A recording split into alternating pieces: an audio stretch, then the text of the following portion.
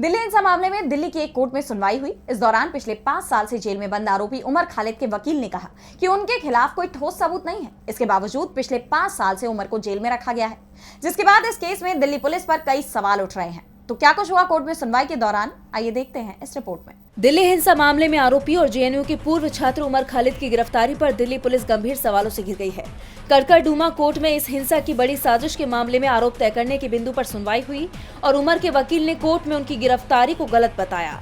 उन्होंने कहा कि इस मामले में दिल्ली पुलिस ने ठोस सबूत पेश करने के बजाय गवाहों के बयानों पर भरोसा किया है। आमतौर पर आतंकवाद के मामलों में सबूतों के ढेर होते हैं, लेकिन यहाँ ऐसे गवाह हैं जो कहीं छुपे हुए थे और उमर की गिरफ्तारी के 1 साल बाद सामने आए। उन्होंने साजिश की बैठकों में उमर खालिद को शामिल बताकर सिर्फ पुलिस के पक्ष में मामला बनाने की कोशिश की है।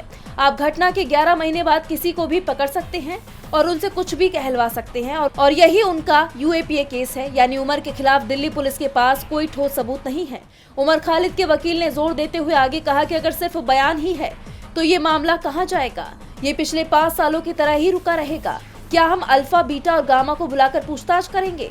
उन्होंने भरोसा जताते हुए कहा कि मुकदमे के दौरान ये मामला खारिज हो जाएगा, क्योंकि चार्जशीट लगभग पूरी तरह से सुरक्षित गवाहों के बयानों पर आधारित है।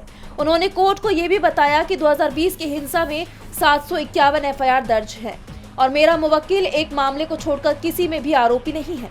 गौरतलब है कि खालिद पर 8 दिसंबर 2019 को जंगपुरा में एक बैठक में शामिल होने का आरोप है, जहां कथित तौर पर 2020 के दिल्ली टकराव की साजिश रची गई थी। लेकिन जिस तरह कोर्ट में उमर के वकील ने तर्क दिए, उसके बाद ये मामला नया मोड़ ले सकता है। फिलहाल इस केस में बहस जारी है। 28-29 अक्टूबर को भी इस मामले में जिरह होगी। अब देखना ये होगा कि कोर्ट क्या फैसला करता है। क्या उमर खालिद को 5 साल बाद जेल से आजादी मिलेगी? डीवी लाइव की रिपोर्ट।